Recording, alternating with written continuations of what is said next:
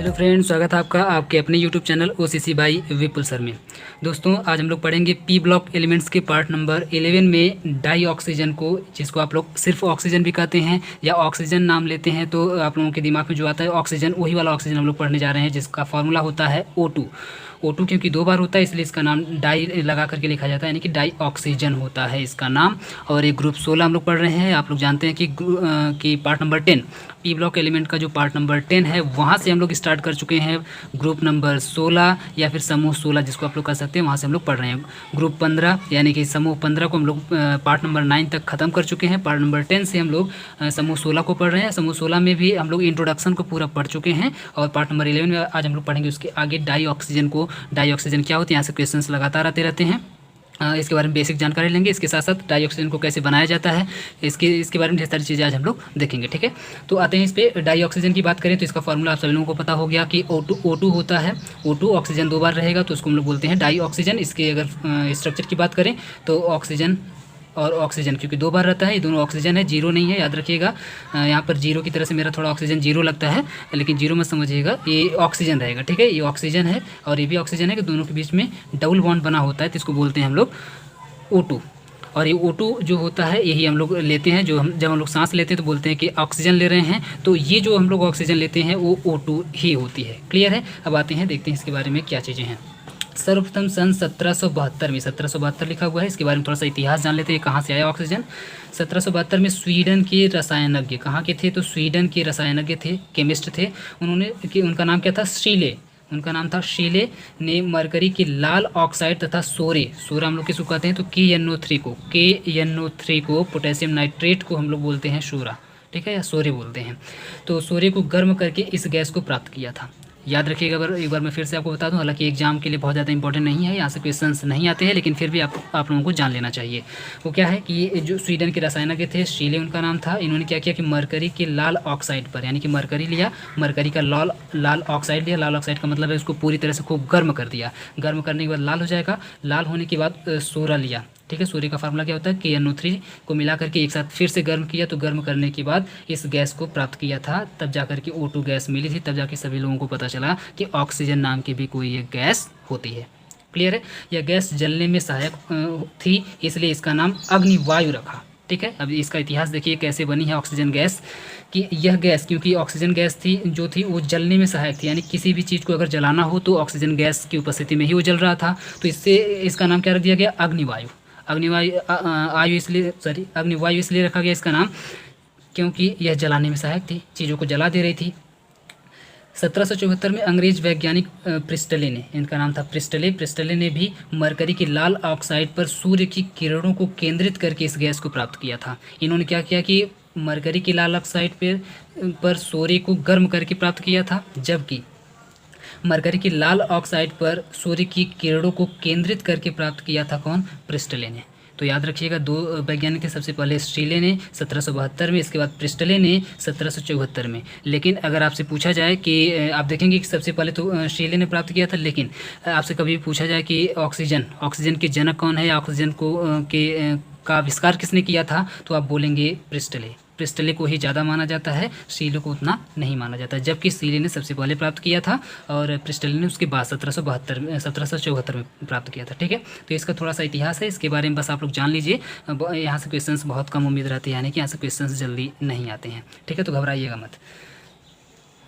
इसके बाद तथा इसका नाम फ्लोजिस्टन विहीन रखा था। याद रखिएगा, इन्होंने इसका नाम, शीले ने इसका नाम रखा था अग्निवायु, जबकि प्रिस्टले ने इसका नाम रखा फ्लोजिस्टन विहीन। ऑक्सीजन जिसका नाम आज है, जिसको हम लोग ऑक्सीजन चिल्लाते हैं, उसका पहले नाम रखा गया था फ्लोजिस्टन विहीन। सबसे पहले अग्निवायु, इसके बाद फ्लोजिस्टन विहीन वायु रखा इसका नाम, फ्लोजिस्टन विहीन वायु के साथ। ठीक है, वायु रखा इसका नाम। इसके बाद तीसरे नंबर पर आए 1776 में, 2 साल और बाद 1772 में शीले, 1774 में प्रिस्टले और 2 साल और बाद 1776 में फ्रांसीसी रसायनज्ञ लेवासिए। इनका नाम आप लोग सुने होंगे पहले से, लेवासिए इनका नाम था, इंग्लिश में लेवाइजर बोलते हैं। लेवासिए ने पाया कि दहन से परिणामी यौगिक में अम्ल के गुण पाए जाते हैं, इसलिए इसका नाम ऑक्सीजन रख दिया। तो ऑक्सीजन नाम कौन रखा था? तो ऑक्सीजन नाम रखा था लेवासिए ने। अगर आपसे पूछा जाए कि ऑक्सीजन गैस का नाम ऑक्सीजन किसने रखा, तो आप बोलेंगे लेवासिए ने इसका नाम ऑक्सीजन रखा। उसके पहले सबसे पहले इसका नाम क्या था? अग्निवायु था, क्योंकि ये जलाने में सहायक थी। और ये किसने रखा था? तो शीले ने रखा था। इसके बाद आप देखेंगे प्रिस्टले आए सेकंड नंबर पर, तो प्रिस्टले ने क्या इसका नाम रख दिया? फ्लोजिस्टन विहीन वायु इसका नाम रख दिया था। लेकिन ये सब नाम मान्य नहीं हुए। इसके बाद लेवासी जब आए तो इसका नाम ऑक्सीजन रख दिए। क्यों रख दिए? इसके पीछे एक रीजन था। रीजन ये था कि ये भी वही पाया कि इन्होंने पाया कि दहन से परिणामी यौगिक, यानी कि ऑक्सीजन की उपस्थिति में जितने भी यौगिक जलते हैं, दहन से परिणामी यौगिक का मतलब है ऑक्सीजन की उपस्थिति में जितने भी यौगिक जलते हैं उनके अंदर अम्ल के गुण पाए जाते हैं। आप देखेंगे ऑक्सीजन से रिएक्शन, अभी हम लोग जब आगे रिएक्शन पढ़ेंगे तो ऑक्सीजन से रिएक्शन करवाने के बाद, यानी कि ऑक्सीजन की उपस्थिति में जलाने के बाद जो यौगिक बनते हैं उनमें अम्ल के गुण पाए जाते हैं। अम्ल का गुण पाए जाने की वजह से ही इसका नाम ऑक्सीजन रख दिया।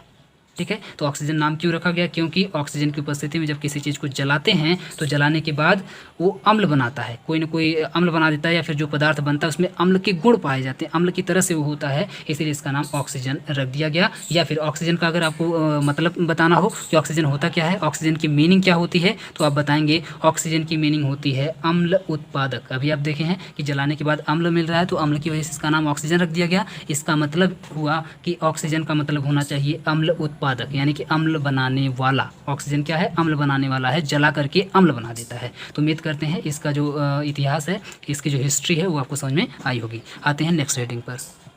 अब देखते हैं मिलती कहाँ है, कैसे मिलती है, कहाँ पर होती है प्राप्ति।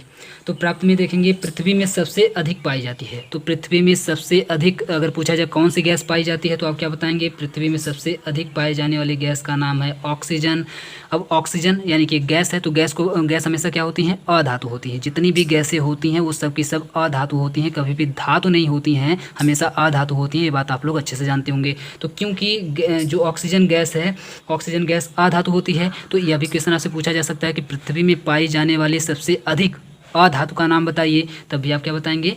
ऑक्सीजन ही बताएंगे, क्योंकि ऑक्सीजन एक अधातु भी है, ऑक्सीजन एक गैस भी है। तो या तो आपसे पूछा जाए कि पृथ्वी में सबसे अधिक पाई जाने वाली गैस का नाम बताइए, तब भी ऑक्सीजन, अधातु का नाम बताइए, तब भी ऑक्सीजन। क्लियर है? या फिर सबसे अधिक कौन सी चीज़ पाई जाती है, तब भी आप कहेंगे ऑक्सीजन। यानी कि पृथ्वी में सबसे ज़्यादा क्या पाया जाता है? ऑक्सीजन पाई जाती है। यह लगभग 89%, यदि आप देखेंगे 89% भार अनुसार, यानी कि भार के अनुसार अगर देखा जाए पृथ्वी का जो भार है उसका 89% क्या होता है? ऑक्सीजन ही होती है। भार अनुसार लिखा है, इसका मतलब भार के अनुसार 89% ऑक्सीजन ही है, तथा वायु के आयतन का 1/5 भाग O2 होता है, यानी कि ऑक्सीजन होता है। जितनी हम लोग एयर देखते हैं, हवा देखते हैं, हवा में आप देखेंगे 1/5 भाग आप देखेंगे ऑक्सीजन ही होती है। जबकि पृथ्वी की अगर बात कर लें तो पृथ्वी में आप देख रहे हैं कि पूरा अगर पृथ्वी को अगर 100% मान लिया जाए तो उसमें से 89% सिर्फ और सिर्फ ऑक्सीजन है। तो आप समझ सकते हैं कि ऑक्सीजन कितनी ज़्यादा अमाउंट में है। अब आते हैं सबसे इंपॉर्टेंट, ये तो इसकी कुछ बातें हो गई, इंपॉर्टेंट बातें जो फैक्ट के रूप में आपसे पूछी जा सकती हैं। अब आते हैं जो एग्जाम में ज़्यादा इंपॉर्टेंट हो जाती हैं, वो है बनाने की विधियाँ। इसको बनाया कैसे जाएगा, तो सबसे पहले पढ़ते हैं प्रयोगशाला विधि। प्रयोगशाला में हम लोग कैसे बनाएंगे, तो प्रयोगशाला में O2 गैस पोटेशियम क्लोरेट, नाम याद रखिएगा, पोटेशियम क्लोरेट, इसका नाम क्या है? पोटेशियम क्लोरेट को मैग्नीज डाइऑक्साइड, मैग्नीज डाइऑक्साइड हम लोग किसको बोलते हैं अभी हम आगे बताएंगे। मैग्नीज डाइऑक्साइड उत्प्रेरक की उपस्थिति में गर्म करके बनाई जाती है। तो मैग्नीज डाइऑक्साइड बेसिकली यहाँ पर इसका रिएक्शन नहीं होगा, इससे सिर्फ क्या किया जाता है, इससे सिर्फ और सिर्फ इसकी उपस्थिति में रिएक्शन करवाया जाता है। क्यों? क्योंकि यह एक उत्प्रेरक की तरह से काम करता है। ब्रैकेट में आप उत्प्रेरक लिख देंगे, अगर एग्जाम में आएगा तो ब्रैकेट में आप लोग उत्प्रेरक लिख दीजिएगा कि मैग्नीज डाइऑक्साइड यहाँ पर जो होगी वो एक उत्प्रेरक का काम करेगी। ठीक है, तो प्रयोगशाला में हम लोग ऑक्सीजन गैस कैसे बनाएंगे, पोटेशियम क्लोरेट लेंगे और मैग्नीज डाइऑक्साइड लेंगे, दोनों के एक में मिक्स कर देंगे। हालांकि इससे रिएक्शन नहीं होगा, इसकी उपस्थिति में सिर्फ रिएक्शन होगा, और गर्म कर देंगे। गर्म करते ही फटाफट उसमें से ऑक्सीजन गैस आप देखेंगे निकलने लगेगी। अब आते हैं रिएक्शन को समझते हैं। ये आपका पोटेशियम क्लोरेट, पोटेशियम क्लोरेट का फार्मूला क्या होता है, तो KClO3, KClO3 पोटेशियम क्लोरेट का फार्मूला होता है। याद रख लीजिएगा पोटेशियम क्लोरेट का फार्मूला होता है KClO3। और ब्रेक किस में होता है, तो KCl अलग हो जाता है और O3 अलग हो जाता है। याद रखिएगा यहाँ से ब्रेक होगा, यानी KCl अलग, ऑक्सीजन अलग, KCl अलग हो जाएगा, ऑक्सीजन अलग हो जाएगा। इसके बाद लेंगे MnO2। MnO2 क्या है, तो MnO2 वही है manganese dioxide. Mn means manganese और O2 मीन्स डाइऑक्साइड। तो मैग्नीज डाइऑक्साइड एक उत्प्रेरक की तरह से काम करेगा, और इसकी उपस्थिति में जब इसको हम लोग गर्म करेंगे, अब देखिए हीट करेंगे, तो हीट करते ही आप देखेंगे KCl अलग हो गया है, तो 2 KCl आपका अलग हो जाएगा। बाकी आप देख रहे हैं 6O बच रहा है। कितना O बच रहा है, 6O कहाँ से आया, तो 3 दूना 6, 3 दूना 6 ऑक्सीजन, ठीक है। यहाँ से इसका मल्टीप्लाई कर लेते हैं, 3 दूना 6 ऑक्सीजन, और 6 ऑक्सीजन को हम लोग लिख सकते हैं 3O2, क्योंकि ऑक्सीजन हमेशा O2 के फॉर्म में रहता है, याद रखिएगा, ठीक है। तो 3O2 इसको हम लोग लिख सकते हैं, क्यों? क्योंकि 3 दूना 6 हो जाएगा, तो 6 ऑक्सीजन को हम लोग 3O2 लिख सकते हैं, जो कि हमारी ऑक्सीजन बनकर के बिल्कुल तैयार है। ओके, तो ये हो गई आपकी प्रयोगशाला विधि। सेकंड जो विधि है इसको बनाने की, तो धातुओं के ऑक्साइडों से हम लोग किसी भी धातु का ऑक्साइड ले लें, उससे भी हम लोग बना सकते हैं ऑक्सीजन को। कैसे बना लेंगे? जैसे मान लीजिए हम लोग ले लें, जब मरकरी ऑक्साइड को, किसको ले लें? मरकरी ऑक्साइड को गर्म किया जाता है तो ऑक्सीजन बनती है। सीधे सीधे किसी भी धातु के ऑक्साइड को लीजिए और उसको गर्म कर दीजिए, गर्म करते ही बन जाएगी ऑक्सीजन। याद रखिएगा, किसी भी धातु के ऑक्साइड को गर्म करने के बाद वहाँ से क्या निकलती है? ऑक्सीजन गैस निकलती है, याद रखिएगा। जैसे हम यहाँ पे एक एग्जांपल ले रहे हैं, मरकरी ऑक्साइड। मरकरी ऑक्साइड का फार्मूला क्या होता है? मरकरी का फार्मूला क्या होता है? मरकरी हम लोग किसको बोलते हैं? Hg को। Hg को हम लोग मरकरी बोलते हैं, और ऑक्सीजन इसके बगल में लगा देंगे HgO, तो इसको बोल देंगे मरकरी ऑक्साइड। मरकरी ऑक्साइड 2 बार लेंगे यहाँ पर, क्योंकि हम लोगों को O2 बनाना है, तो O2 बनाने के लिए यहाँ पर एक ही ऑक्सीजन है, 2 बार लेंगे, ठीक है। तो Hg अलग हो जाएगा, सीधे सीधे 2Hg अलग बन जाएगा और O2 अलग बन जाएगा, ठीक है। 2Hg अलग बन जाएगा, O2 अलग बन जाएगा। ये कैसे बना है? तो ये वैसे ही बना है, गर्म करने के बाद इसको हम लोग गर्म कर देंगे तो बन जाएगा, ठीक है। तो ये दूसरी विधि हो गई। अगर आपसे सिर्फ ये पूछा जाए कि ऑक्सीजन बनाने की कोई भी एक विधि बताइए, तो सबसे आसान विधि यही वाली है, सबसे आसान विधि यही है। अगर आपसे पूछा जाए प्रयोगशाला विधि बताइए, तो आपको पोटेशियम क्लोरेट लेकर के मैग्नीज डाइऑक्साइड की उपस्थिति में गर्म करना पड़ेगा। क्लियर है? उम्मीद करते हैं दोनों रिएक्शन आपको याद हो गया होगा। एक और विधि पढ़ लेते हैं, तीसरी विधि। तीसरी विधि से हम लोग कैसे बनाएंगे? तो जल का विद्युत अपघटन करके बनाया जाता है। जल से भी आप चाहें तो ऑक्सीजन बना सकते हैं। कैसे बनाएंगे? तो उसका विद्युत अपघटन करना पड़ेगा, यानी कि उसमें इलेक्ट्रिक डाल करके उसको H2O को तोड़ना पड़ेगा, पानी को तोड़ना पड़ेगा, वाटर को तोड़ना पड़ेगा। जब तोड़ेंगे तो ऑक्सीजन बनेगी। कैसे बनेगी हम आपको दिखाते हैं तोड़ करके, ठीक है। अम्ल या क्षार मिश्रित जल को वोल्टामीटर बोलते हैं, वोल्टामीटर में लेकर विद्युत अपघटन करने पर O2 एनोड पर प्राप्त होती है। याद रखिएगा, अम्ल या क्षार मिश्रित जल को, कोई ऐसा हमको जल लेना है जिसमें अम्ल मिला हो या फिर क्षार मिला हो। क्लियर है? कोई ऐसा जल हमको लेना है जिसमें अम्ल मिला हो या फिर क्षार मिला हो, और उस जल को लेने के बाद उसको वोल्टामीटर में लेंगे। वोल्टामीटर क्या है? एक ऐसा यंत्र है जिसमें हम लोग विद्युत प्रवाहित करके उसको तोड़ेंगे। तो वोल्टामीटर में लेकर विद्युत अपघटन करने पर, लेकर के जब आप उसमें विद्युत प्रवाहित करेंगे, उसमें जब करंट देंगे उसको, तो करंट देने के बाद एनोड वाले पर, ठीक है, एनोड पर बनेगा। याद रखिएगा, कैथोड पर नहीं बनेगा। कैथोड पर हाइड्रोजन गैस बनती है और एनोड पर ऑक्सीजन गैस बन जाएगी। कैसे बनेगी हम आपको दिखाते हैं यहाँ पर बाय द रिएक्शन में आप देखेंगे तो H2O आप जानते हैं जल का फार्मूला होता है। मान लीजिए इसमें एसिड या क्षार कुछ घुला हुआ है, उसको हम लोग नहीं लिखते हैं, H2O है। विद्युत अपघटन जब हम लोग इसका करवाएंगे तो आप जानते हैं H+ और OH- में टूट जाता है। विद्युत अपघटन करवाने के बाद H2O H+ और OH- में टूट जाता है। जब H+ OH- में टूट गया तो H+ किधर जाएगा? कैथोड की तरफ भाग के जाएगा। क्यों? क्योंकि कैथोड का मतलब होता है नेगेटिव चार्ज। कैथोड का मतलब होता है नेगेटिव चार्ज, और इसके पास है प्लस चार्ज, तो जाहिर सी बात है भाग करके आएगा माइनस चार्ज की तरफ, अट्रैक्ट होगा, और ये H+ आएगा कैथोड पर। जब H+ कैथोड पर आएगा तो क्योंकि नेगेटिव चार्ज का मतलब क्या होता है कि एक एक्स्ट्रा इलेक्ट्रॉन उसके पास है। नेगेटिव हमेशा उसी के पास आता है जिसके पास एक एक्स्ट्रा इलेक्ट्रॉन होता है, या किसी से एक इलेक्ट्रॉन ले लेता है, तब उसको बोलते हैं नेगेटिव चार्ज आ गया है। तो क्योंकि इसके पास इलेक्ट्रॉन है, देखिए यहाँ पर इलेक्ट्रॉन है, तो क्या करेगा? इसलिए तो इसके पास नेगेटिव चार्ज है, तो यह इलेक्ट्रॉन दे करके H+ को सिर्फ H बना देगा। क्यों? क्योंकि इसके पास एक प्लस था और एक इलेक्ट्रॉन के ऊपर एक माइनस। प्लस का मतलब होता है इसका इलेक्ट्रॉन इसके पास नहीं है, एक इलेक्ट्रॉन इसने खो दिया है। तो जब एक इलेक्ट्रॉन इसको दे दिया जाएगा वापस से, तो H बन जाएगा, और जब ऐसे ही 2 H को मिला दिया जाएगा तो H2 बन जाएगा, ठीक है। तो कैथोड पर 2 H यहाँ पर मिला करके H2 यानी कि हाइड्रोजन गैस प्राप्त कर ली जाती है। सेम ऐसे ही एनोड पर हम लोग प्राप्त कर लेते हैं ऑक्सीजन को। कैसे प्राप्त करते हैं? तो आप जानते हैं OH के ऊपर नेगेटिव चार्ज है, यहाँ पर OH के ऊपर नेगेटिव चार्ज है, और एनोड के ऊपर आप जानते हैं प्लस चार्ज होता है। एनोड के ऊपर प्लस चार्ज होता है, तो नेगेटिव चार्ज भाग करके आएगा, प्लस चार्ज की तरफ अट्रैक्ट होगा, ठीक है, प्लस चार्ज की तरफ आएगा। और जब प्लस चार्ज की तरफ आएगा तो याद रखिएगा OH-, और यहाँ पर प्लस चार्ज का मतलब है कि एक इलेक्ट्रॉन निकलेगा। देखिए OH- इसके ऊपर कब आया होगा? जब हाइड्रोजन से इसने एक इलेक्ट्रॉन ले लिया होगा, ठीक है। H2O में जो बॉन्ड बना था H और OH के बीच में, तो इसमें से क्या हुआ होगा कि इस बॉन्ड में से हाइड्रोजन का इलेक्ट्रॉन OH ले लिया होगा, तो इसी की वजह से OH के पास एक एक्स्ट्रा इलेक्ट्रॉन है। जब इस एक्स्ट्रा इलेक्ट्रॉन को यहाँ से निकाल दिया जाए, यहाँ पर माइनस लगा हुआ है, यहाँ पर प्लस लगा हुआ है, मतलब एक इलेक्ट्रॉन दिया जा रहा है, और यहाँ पर माइनस लगा है, इसका मतलब OH में से जो इलेक्ट्रॉन इसने एक्स्ट्रा लिया था, यानी कि जो माइनस है, इसको हटाया जा रहा है, निकाला जा रहा है। और जब निकाल लेंगे तो क्या बच जाएगा? OH बच जाएगा। और ऐसे ही 4OH, 4 बार OH को लेकर के आप 4 बार OH को आपस में मिला देंगे तो मिलाने के बाद 2 बार H2O बन जाएगा और 1 बार O2 बन जाएगा। ठीक है, 4 बार OH को मिला देंगे यहाँ पर एक साथ तो 2 बार H2O बन जाएगा और 2 बार O2 बन जाएगा।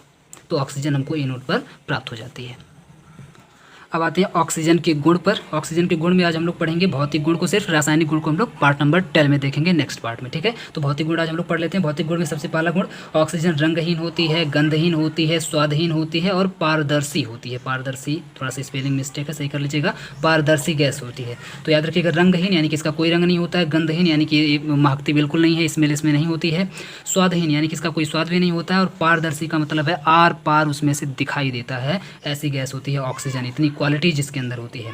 सेकंड पॉइंट अगर हम लोग देखें तो यह वायु से भारी होती है। ऑक्सीजन कैसी होती है, अगर ऑक्सीजन को आपसे पूछा जाए, बहुत बढ़िया पॉइंट है, दूसरा पॉइंट इंपॉर्टेंट पॉइंट है, याद रखिएगा। ऑक्सीजन को कभी भी अगर पूछा जाए कि क्या ये वायु से हल्की होती है या भारी, तो आप कहेंगे ऑक्सीजन वायु से भारी होती है। तभी तो ज़मीन की तरफ होती है, तभी तो नीचे होती है जहाँ पर हम लोग रहते हैं, और जब नीचे होती है तभी तो हम लोग यहाँ से ऑक्सीजन को लेते हैं। अगर हल्की होती है तो कहाँ चली जाती है, यूनिवर्स में चली जाती है, ऊपर चली जाती है, और ऊपर का मतलब है सीधे यूनिवर्स में या फिर ऊपर, बहुत ज़्यादा ऊपर चली जाती है, और हम लोग ऊपर जाकर के ऑक्सीजन को ले नहीं सकते हैं। तो यहाँ पे सर्वाइव करना, जिंदा रहना ज़मीन पे मुश्किल हो जाता, हम लोग नहीं रह पाते। इसलिए आप देखते होंगे कि जैसे जैसे हम लोग ऊंचाई पर बढ़ते हैं ऑक्सीजन कम होने लगती है, और जब भी आप देखेंगे कोई एथलीट जो हिमालय पर चढ़ते हैं या किसी भी पर्वत पर जब ऊंचाई पर जब जाते हैं तो जाने से पहले ऑक्सीजन लेकर के जाते हैं, वरना वो नहीं जा पाएंगे, क्योंकि ऊंचाई पर जाने के बाद ऑक्सीजन कम होती जाती है। क्लियर है।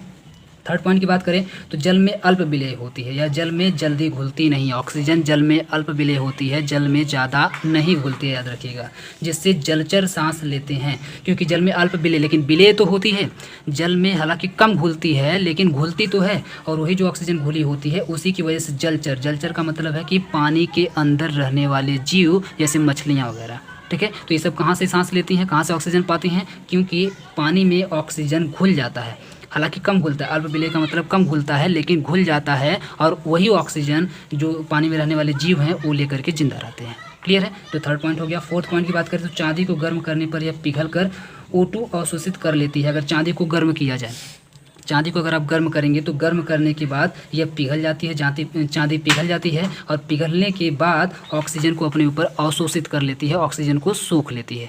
तो चांदी को कभी भी गरमाइएगा मत, नहीं तो क्या कर लेगी, ऑक्सीजन को अपने ऊपर सोख लेगी या अपने अंदर ले लेगी। ठीक है। पाँचवीं की बात करें तो इसका क्वथनांक -183 डिग्री सेल्सियस होता है। इसका क्वथनांक यानी कि इसको अगर आप उबालेंगे तो -183 डिग्री सेल्सियस पर ही उबल जाता है। गलनांक, इसको अगर आप गलाना चाहेंगे तो गलनांक इसका -208 डिग्री सेल्सियस होता है। ठीक है, तो आज के लिए इतना ही। कल हम लोग पढ़ेंगे इसका रासायनिक गुण पार्ट नंबर